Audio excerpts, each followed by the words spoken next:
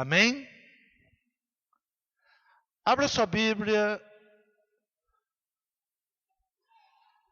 na carta aos Hebreus, Epístola aos Hebreus, capítulo 10, versículo 35.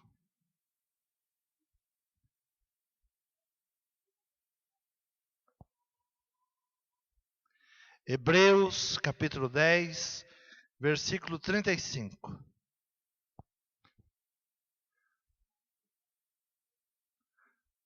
Amém? Diz assim a palavra: Não rejeiteis, pois, a vossa confiança, que tem grande e avultado galardão, porque necessitais de paciência, para que, depois de haver desfeito a vontade de Deus, possais alcançar a promessa. Porque ainda um pouquinho de tempo, e o que há de vir virá, e não tardará.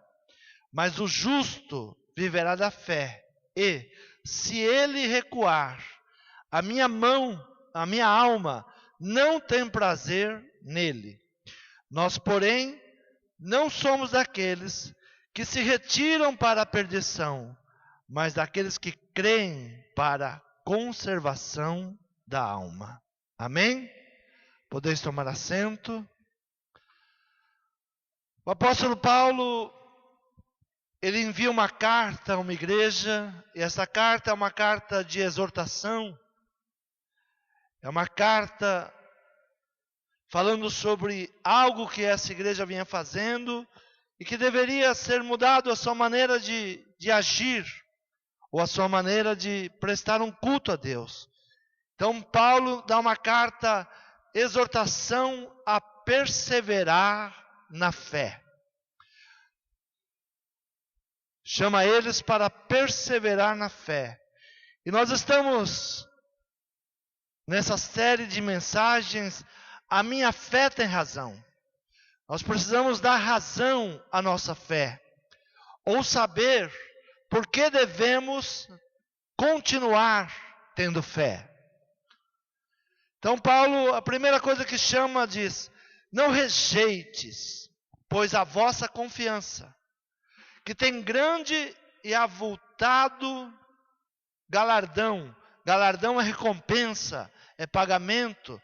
Por isso ele diz: não abra mão da sua confiança. E Paulo fala de três coisas muito importantes para o cristão: a fé, o amor e a esperança. São três coisas que o cristão nunca pode abrir mão delas: a fé, o amor e a esperança. E aqui ele fala da confiança, continuar tendo confiança. E diz que o justo viverá da fé. E se ele tirar a mão do arado, se ele parar de trabalhar, se ele parar de ter fé, a alma do Senhor não tem prazer nele. O que Paulo estava falando a esta igreja? Para que ela não viesse desanimar, para que ela não viesse parar por causa das circunstâncias, por causa dos acontecimentos, por causa daquilo que estava se mostrando, mas que ela continuasse e guardasse a confiança, e não parasse, não desanimasse. Sabe que muitas vezes nós estamos numa correria, e essa correria não nos deixa refletir sobre a palavra de Deus. Sobre este púlpito é ministrado palavra, as pessoas escrevem aquilo que é profetizado, mas muitas vezes, no momento da crise, esta palavra ela não vem à nossa mente, não vem ao nosso entendimento, e nós nos esquecemos. E por isso Paulo, ele ensina a guardar a confiança. Nós estamos vivendo hoje num tempo que muitas pessoas dizem que são evangélicas. O Brasil está com quase 50 milhões de evangélicos. Quase 50 milhões de evangélicos. Mas a pergunta é: o Brasil mudou porque uma grande maioria é evangélica? Não. Hoje, ser evangélico virou até um pouco de moda, né? As pessoas não têm mais vergonha de falar que é evangélico. Quando eu era criança, você falava que era evangélico, você era zombado, os outros meninos zombavam. Hoje não, hoje é normal falar que é evangélico. Mas só que a grande maioria que hoje vem às igrejas, ele não sabe realmente o que é a palavra de Deus. Porque ele foi atraído por uma pregação de prosperidade. Ele foi atraído porque Deus é bom e Deus é bom mesmo. Quantos creem que Deus é bom? Quantos estão aqui porque Deus é bom? Amém? Mas só que muitas pessoas são chamadas para vir ao reino de Deus. Porém, poucas pessoas conseguem entrar no reino de Deus. E há uma diferença muito grande de salvação. Nós somos chamados para entrar no reino de Deus, para fazer parte do reino de Deus. E quando você faz parte do reino de Deus, as coisas não te dominam, mas você governa sobre elas. Você é governador, você tem sabedoria, você tem entendimento. Alguns meses atrás nós ministramos sobre a vida de José. E José estava lá no Egito. E no meio do Egito, José tinha uma sabedoria que o Egito não tinha. Então nós evangélicos, nós cristãos, nós crentes, nós temos que ter uma sabedoria hoje que o mundo não tem. Quantos querem isso? Diga, eu preciso ter uma sabedoria que o mundo não tem. Então o inimigo, ele se levanta de uma forma para nos intimidar. Ele se levanta para que nós tenhamos medo das coisas que estão acontecendo, e com isso nós venhamos desanimar, com isso nós venhamos a parar, com isso nós venhamos voltar atrás, ou tirar a mão do arado. Então a palavra do Senhor, ela sempre vai nos orientar a continuar, a crer, a confiar. Diga, eu confio no Senhor. Abra a tua Bíblia agora no livro de Provérbios, capítulo 3.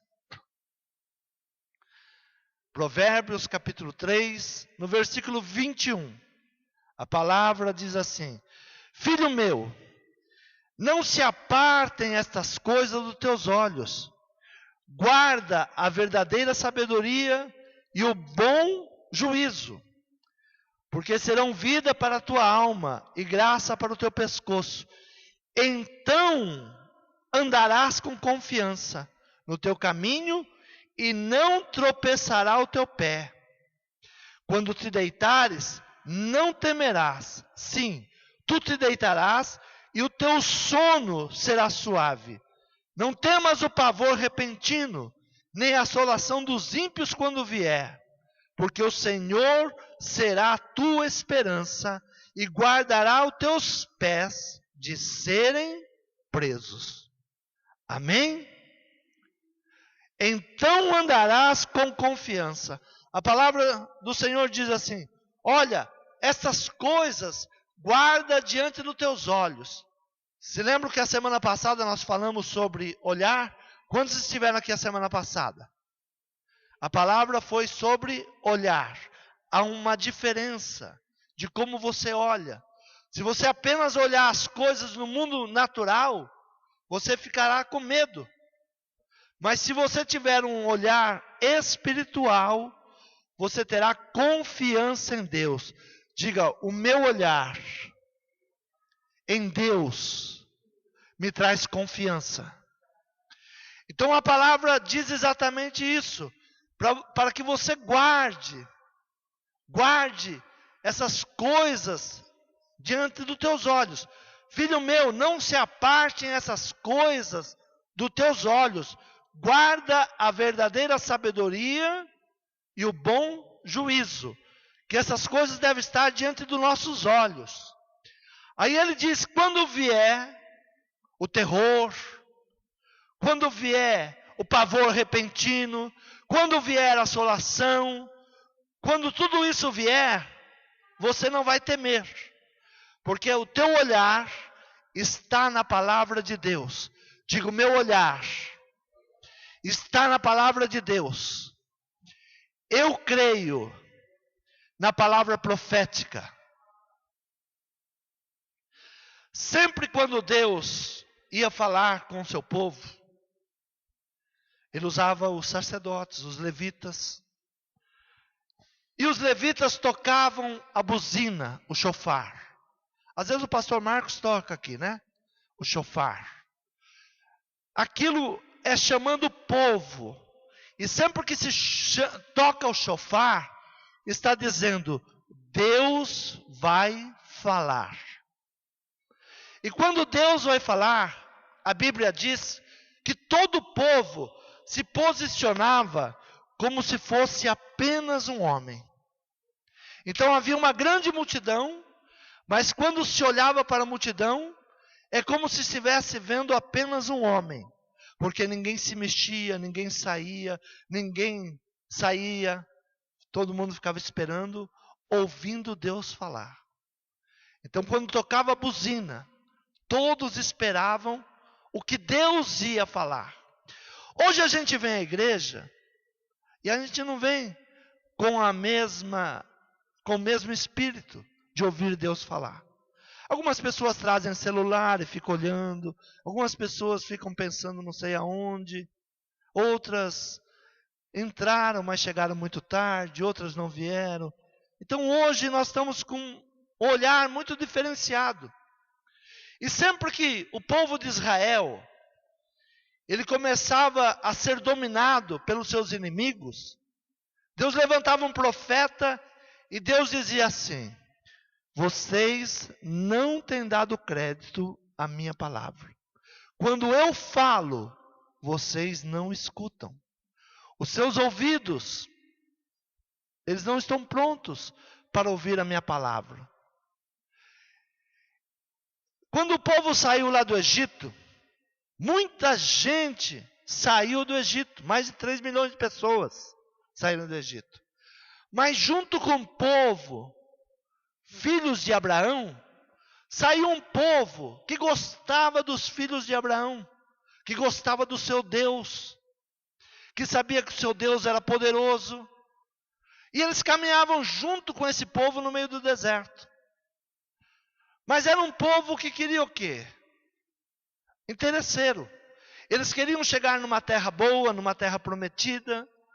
E eles vieram por causa do quê? Das ofertas, daquilo que Deus estava prometendo. Mas eles não tinham muito compromisso com os profetas. Eles não tinham muito compromisso com Deus. Eles amavam a Deus. Eles gostavam de Deus. Como hoje, muita gente está chegando na igreja. Eles ouvem falar que ser crente é bom, que há uma prosperidade para aqueles que servem a Deus. Mas a nossa alma é testada no dia da adversidade. Nós somos testados quando as coisas não estão indo bem. E é quando as coisas não estão indo bem, é aí que nós somos testados. Por isso que o apóstolo Paulo diz assim, guarda a confiança. O justo viverá pela fé. Se ele recuar, se ele tirar a mão, a minha alma não tem prazer nele. E ele tem que ter o quê? Paciência. Porque a paciência é que traz o resultado. Diga, esperar em Deus é o que traz o resultado. Então esse povo andava com o povo de Israel, mas eles não tinham muito compromisso. E eles se diziam também herdeiros de Abraão, porque eles amavam tudo aquilo que era ensinado. E quando eles chegaram no meio do deserto, e Deus chama Moisés para subir o monte, que Deus queria falar com ele, dar as leis. E esse povo, ele é um povo impaciente. Ele quer tudo para ontem. O que diz a palavra de Deus? Primeiro faça a vontade de Deus para depois receber a promessa. Mas esse povo, ele vem o quê? Primeiro receber a promessa, para depois fazer a vontade de Deus. Hoje é muito comum dentro das igrejas as pessoas falarem assim: Deus, se o Senhor me dá isso, aí eu vou fazer isso. Isso é confiança? Não, isso é barganha. Isso é barganhar com Deus. Deus, se o Senhor me der isso, aí então eu vou fazer isso. Mas se o Senhor não me der, não conta comigo não. Isso chama-se barganha, e não fé e nem confiança. Deus está procurando pessoas que tenham confiança na sua palavra. Deus está procurando pessoas que tenham fé na sua palavra. E não pessoas que venham barganhar com Deus. Ah, se o Senhor fizer isso, se o Senhor me der aquilo. Então o povo que saiu do Egito, ele era um povo que ele tinha ansiedade. Diga, ansiedade abate o coração do homem. E esse povo, ao perceber que o profeta não estava ali, ele começa a influenciar o povo de Deus. O povo de Deus foi chamado para influenciar o mundo. Mas quando a dificuldade vem, e nós não estamos firmados na palavra de Deus, o mundo nos influencia. E esse povo começou a influenciar o povo de Deus. Olha, Deus talvez morreu.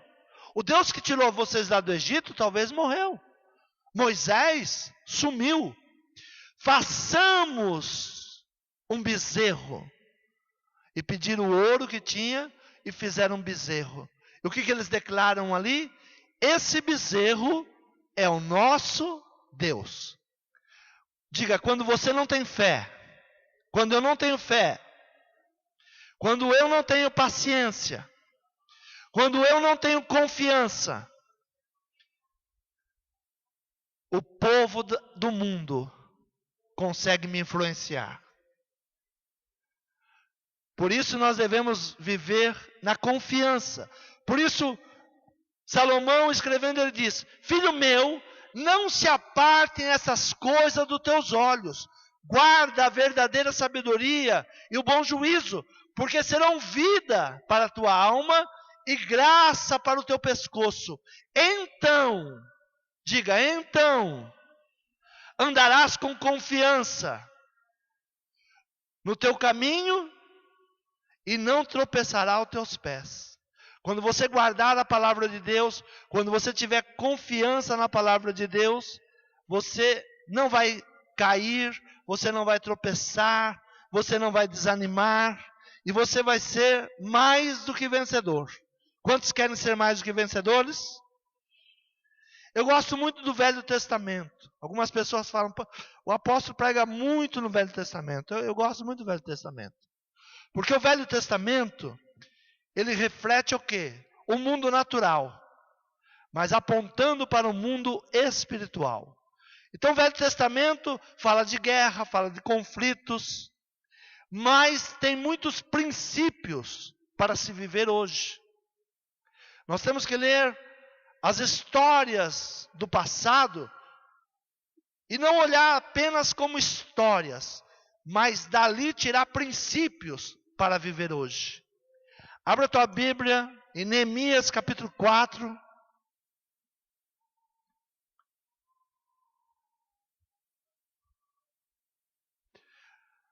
Do versículo 10 em diante. Do versículo 8 em diante. Todos sabem que Neemias, ele volta para Jerusalém com uma intenção de reconstruir os muros de Jerusalém. Jerusalém estava destruída, Jerusalém tinha perdido sua glória, o seu brilho. E Neemias, ele volta com quase 50 mil homens, e o intento era reconstruir a cidade, e a primeira tarefa era reconstruir o muro, porque o muro é proteção. Diga, a primeira coisa que nós precisamos é proteção. Diga muro. Representa proteção. Então eles voltaram para reconstruir o muro que tinha sido derrubado. Eles estavam desprotegidos. Então no versículo 8 diz assim: e ligaram-se entre si, todos para virem atacar Jerusalém, e para os desviarem do seu intento. Diga, ligaram-se entre si, e vieram contra Jerusalém, para nos desviar do nosso intento, da nossa intenção. Hoje nós temos que saber que muitas coisas que estão acontecendo não é por acaso. Não é por acaso. A igreja, ela sofre muitos ataques. O cristianismo sofre muitos ataques. E muitas vezes nós achamos que as coisas são por acaso. Não. Existe um grupo de sábios no mundo que eles se uniram. E eles se uniram para quê? Para mudar a maneira de viver. E eles pensam, bom, a família do jeito que a Bíblia ensina não é bom. Porque a Bíblia diz que nós devemos ter muitos filhos. E que filhos são bênçãos. Então, se o povo entender que filhos é bênção, o mundo vai ficar muito povoado. Aí eles dizem, olha, é melhor você abortar, é melhor você não ter filhos. E eles vão trazendo alguns ensinamentos contra a palavra de Deus. E é desse grupo que surge, vamos liberar a maconha. Maconha, que problema tem? É para um lazer. A pessoa fuma maconha, ela fica mais leve, fica mais tranquila. E com isso o governo também, como vende cigarro, vende bebida, o governo também vai poder vender a maconha e cobrar impostos. Imagina quantos impostos virá sobre a maconha. Vocês acham que tudo isso é por acaso? Não. Aí outra vez eles dizem assim, vamos aprovar o casamento entre homem e mulher, entre mulher e mulher, homem e homem. Vocês acham que isso é por acaso?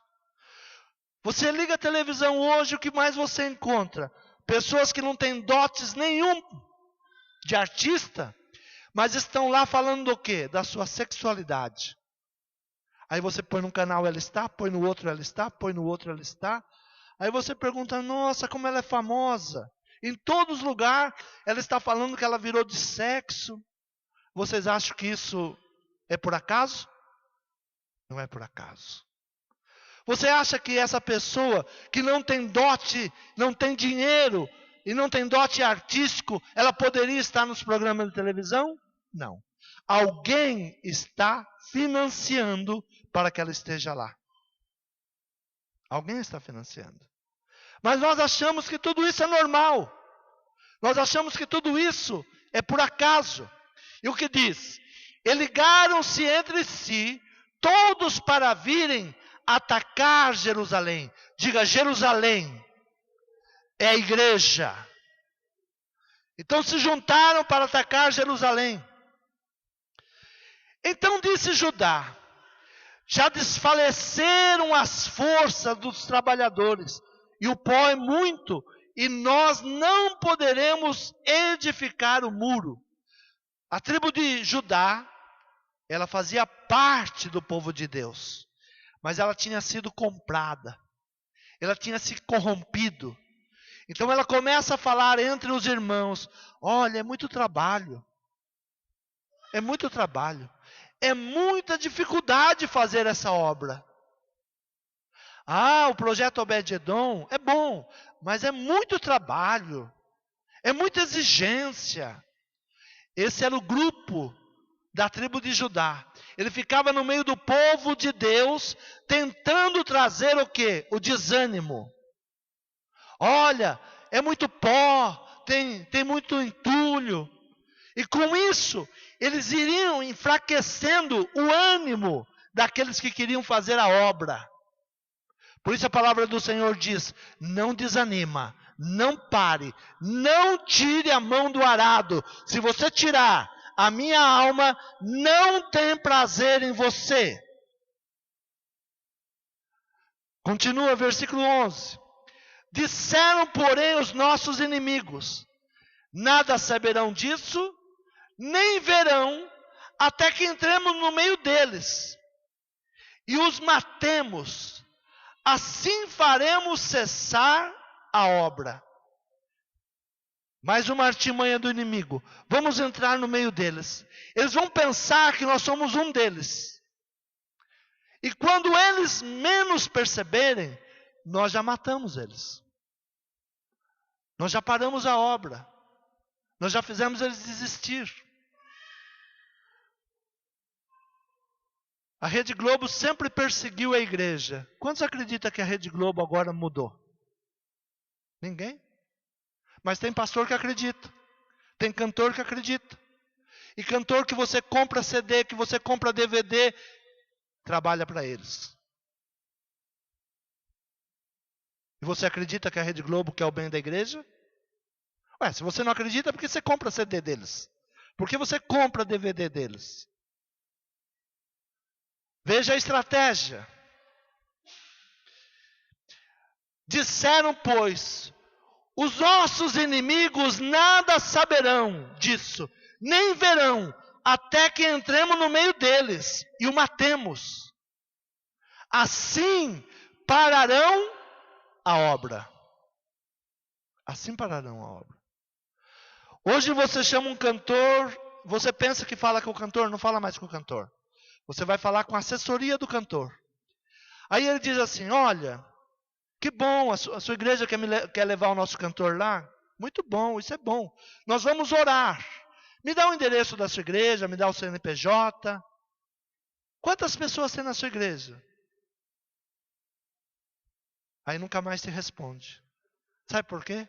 Porque eles fazem uma pesquisa para ver se a sua igreja pode dar a eles o cachê que eles querem. Eles não falam preço. Eles parecem espirituais. Parece muito espiritual. Nós vamos orar. Aí Deus nunca responde à oração. Sabe por quê? Porque chama-se Deus Mamon. O Deus que rege tudo isso que está correndo por aí, chama-se Deus Mamon. Não é o mesmo Deus que você serve. Não é o mesmo Deus que nós servimos.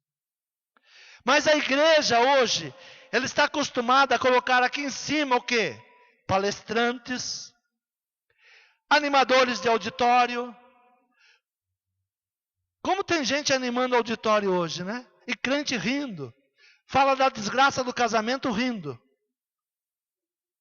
Nós falamos da desgraça do casamento rindo hoje. Aqui precisa subir sacerdotes e levitas. Diga, o altar precisa subir sacerdotes e levitas. Os levitas vão tocar a buzina para Deus falar. Quantos querem ouvir Deus falar? Diga, quando Deus fala, ninguém levanta, ninguém masca chiclete, ninguém fica saindo, ninguém fica vendo o celular, porque quando Deus fala, não tem nada mais importante do que a voz de Deus. Quantos creem desse jeito? Amém? Então, as estratégias do inimigo eu estou dando, né? Se ligaram entre si para virem atacar a igreja. Depois começaram a trazer o quê? Péssimas notícias. Olha, é muito trabalho, é muito cansativo. Depois falaram o quê? Vamos entrar no meio deles. E eles não saberão qual é a nossa intenção. Eles não vão saber qual é a nossa intenção. Mas a nossa intenção é acabar com a obra de Deus. Mas eles não sabem disso. Eles não sabem disso. Versículo 12. E sucedeu que, vindo os judeus que habitavam entre eles, 10 vezes nos disseram, de todos os lugares tornavam contra nós. E sucedeu que, vindo os judeus que habitavam entre eles, 10 vezes nos disseram, de todos os lugares se levantaram contra nós. Em todos os lugares, o inimigo está com seu braço, no louvor, na palavra, dentro da igreja, na educação. Em todo lugar, o inimigo está colocando espias. É por isso que a igreja não pode ser inocente, não. Diga, nós estamos numa guerra. Uma guerra espiritual. Nós não podemos sermos crentes ingenuamente. Nós não podemos servir a Deus despreparados. Diga, eu preciso me preparar para servir a Deus. Versículo 13. Pelo que pus guardas nos lugares baixos, por detrás dos muros, e nos altos pus o povo, pelas suas famílias, com as suas espadas, com as suas lanças e com os seus arcos. Diga, coloquei o povo para cuidar da sua família. Nós temos ensinado que o pastor aqui, ele chega aqui, ele ministra. Mas na tua casa, você é o pastor, você é a pastora, você é o sacerdote, você é a sacerdotisa. Diga, na minha casa, eu preciso estar atento às artimanhas do inimigo. Então, Neemias, ele diz que ele colocou guardas nos lugares baixos, por detrás do muro, nos lugares altos, e pelo povo e pelas suas famílias. Versículo 14. E olhei, diga, é preciso olhar com os olhos espirituais. Se você não tiver olhos espirituais, você não enxerga o inimigo. Você não enxerga as artimanhas do inimigo. Aí você fica ingênuo diante de uma artimanha maligna. O inimigo, ele tem artimanhas contra a sua casa, contra a sua vida, contra a sua família. Então você precisa ter os olhos abertos. E olhei e levantei-me. Diga, levantei-me. E disse aos nobres e aos magistrados e ao resto do povo: não os temais. Diga, não tenha medo. Deus é por nós. Quem será contra nós? Se Deus está com você, a tua casa está em proteção. Se você tem uma aliança com Deus, ninguém toca em você. Diga, eu sou a menina dos olhos de Deus. Ninguém toca na minha vida. E ele diz: lembrai-vos do Senhor, grande e terrível, e pelejai pelos vossos irmãos, vossos filhos, vossas mulheres e vossas casas. Diga, a minha guerra é pela minha família. Diga, a minha fé tem razão pela minha família. Eu tenho que manter a minha fé por causa da minha família. Diga, a razão da minha fé é a minha família, é os meus irmãos, é os meus filhos, é a esposa, é o esposo. Por isso eu não posso perder a fé. Quantos creem nessa palavra? Diga, eu guerreio pela minha casa, pelos meus irmãos, pelos meus filhos, pela esposa, pelo esposo. A tua fé tem razão de ser? Diga, pela minha casa, eu não abro mão da minha fé. Josué, ele foi um guerreiro. Quando nós lemos o Velho Testamento, Josué só perdeu uma guerra. Quando ele ficou alheio à guerra. Quando ele não deu muito valor para a guerra. Quando ele achou que a guerra era uma guerrinha qualquer. Foi a única guerra que ele perdeu. Foi a única peleja que Josué perdeu. E quando ele já era velho, e ele já não era mais comandante da tropa, ele já não estava mais diante do povo, chegaram aqueles que agora estavam diante do povo e chama Josué e diz: olha, Josué, tudo que você nos ensinou está sendo perdido. O povo não ouve mais a voz da buzina. Quando tocamos a buzina, eles não comparecem mais. Eles não querem mais ouvir a tua palavra. Eles não querem mais ouvir as leis. O povo agora está surdo. Nós tocamos a buzina, mas aparece meia dúzia só. O resto não vem. O resto não quer. O resto tem outros afazeres. Eles agora estão dentro da cidade. Deus abençoou eles. Agora, eles têm que comer, agora eles têm que vestir. Muitos deles já têm vários camelos, já tem camelo do último tipo. Então agora quando toca a buzina, eles não aparecem mais. Eles dizem agora que precisa trabalhar muito. E não dá tempo de vir a escutar o sacerdote. Aí Josué diz assim: quanto a eles e quanto a vocês, eu não sei. Porém eu e a minha casa serviremos ao Senhor. Digo, os dias que nós estamos vivendo é de pensar na minha casa, pensar na minha família. Eu não sei para onde está indo o mundo.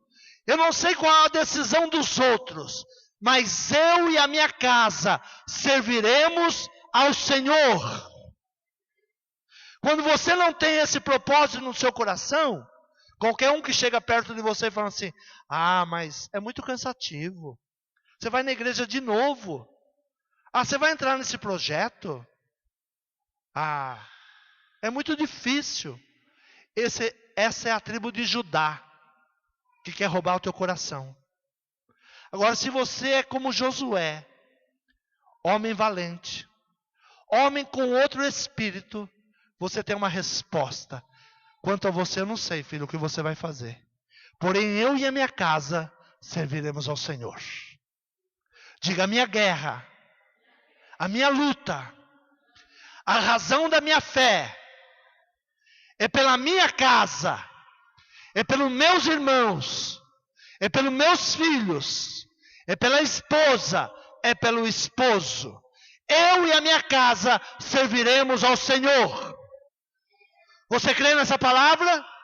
Diga para o inferno ouvir: eu e a minha casa serviremos ao Senhor.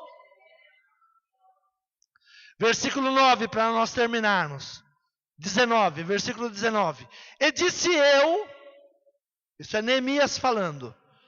E Neemias disse aos nobres e aos magistrados e ao resto do povo: grande e extensa é a obra, e nós estamos apartados do muro.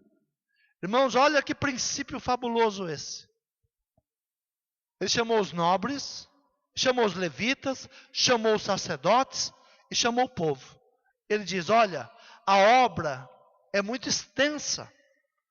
Nós temos muita obra para fazer. Porém, nós estamos longe do muro. O que é que eles estavam fazendo? Quando Neemias foi para Jerusalém, foi fazer o quê? O muro. Diga o muro. Diga: Neemias, com mais 50.000 homens, subiu a Jerusalém para reconstruir o muro. E ele dá uma palavra agora, dizendo assim: olha, a obra é extensa e nós estamos longe do muro. O que o muro representa? Proteção. O que ele estava dizendo? Nós estamos longe da proteção. O que é que nos protege hoje? A palavra de Deus. A palavra de Deus. Diga: eu preciso me aproximar da palavra de Deus. Lâmpada para os meus pés é a tua palavra. A tua palavra é vida. A tua palavra é espírito. Então Neemias, ele traz um princípio, e nós estamos apartados, nós estamos longe do muro, e longe um dos outros. Longe um dos outros. Longe um dos outros. Essa semana eu fui procurado por 2 pastores. E eles queriam que eu desse cobertura a eles. E um disse assim: pastor, eu queria que o senhor me ajudasse, eu estou abrindo uma igreja para 20, 30 pessoas, um salãozinho bem pequeno. E eu disse para ele: olha, para início de conversa, eu não dou cobertura para rebelde. Se você está saindo da sua igreja em rebeldia, você procurou o apóstolo errado, porque eu não dou cobertura para rebelde. Não, pastor, é que lá tem muito pecado. E eu disse a ele: pecado nós expulsamos, porque atrás de um pecado tem um diabo. E o diabo é para ser colocado para fora, e não o crente sair da igreja. Não o crente deixar a sua congregação.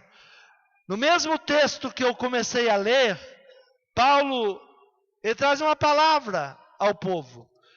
Capítulo 10 de Hebreus, versículo 25, ele diz assim: não deixando a nossa congregação, como é costume de alguns, antes demonstrando-nos uns aos outros, e tanto mais quanto vedes que se vai aproximando aquele dia. Você vê, há mais de 2000 anos atrás, Paulo fala isso: não deixe a sua congregação, porque é uma artimanha de Satanás. É uma artimanha de Satanás. Hoje está abrindo muitas igrejinhas, 20, 15. Outro dia passei em frente a uma igreja que tinha 10 cadeiras. Amém. Né? Amém. Os supermercados estão se unindo para conquistar o mercado. Os bancos, alguns anos atrás, tinha 20 bancos. Hoje tem 3 ou 4. E as igrejas estão fazendo ao contrário. Cada dia mais se dividindo. Cada dia mais se dividindo. Basta sair uma lei aqui em São Paulo, ou aqui em Suzano, ou aqui no Brasil, uma lei que tem nos Estados Unidos. A igreja que não tem estacionamento não pode funcionar. 90% dos salãozinhos tem que fechar. Aí nós pensamos assim: não, o diabo vai perseguir a igreja. Não, está faltando sabedoria para a igreja. Nós precisamos nos unir, porque o inferno está se unindo contra a igreja. Mas a igreja está longe da proteção. O que Neemias fala? Nós estamos longe do muro e longe um dos outros. Longe um dos outros. A Bíblia diz que a unidade traz a força.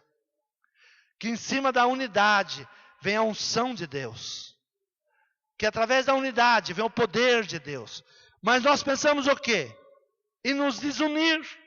Em cada um ir para um lado. Começar a ouvir a palavra da tribo de Judá, que vinha dizer para eles deixar. Versículo 20.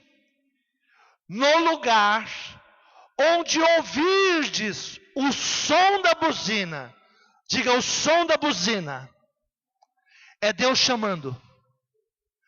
Quando você ouvir Deus chamando, sabe por que você está aqui esta noite? Quantos sabem por que vieram aqui esta noite? Porque Deus te chamou a esse lugar esta noite. Deus tocou a buzina e você atendeu a buzina. O Espírito de Deus te trouxe, te ajuntou a esse lugar. Então, quando ouvires o som da buzina, ali vos ajuntareis conosco. Então, quando nós fazemos isso, ouvimos o som da buzina, nos ajuntamos, aí Deus dá a resposta. Versículo 20. O nosso Deus pelejará por nós. Diga: quando nos ajuntamos, quando ouvimos a voz de Deus, quando não abrimos mão da palavra de Deus, quando temos fé, quando temos uma razão para confiar em Deus, Deus guerreia por nós. O nosso Deus pelejará por nós. Quantos querem isso? Diga: esta guerra contra o inimigo não é minha. Deus vai guerrear por mim. Você crê nessa palavra? Você crê que Deus vai guerrear a sua guerra? Você crê que Deus vai te dar vitória? Diga: minha fé tem razão de ser. Eu não abro mão da minha fé.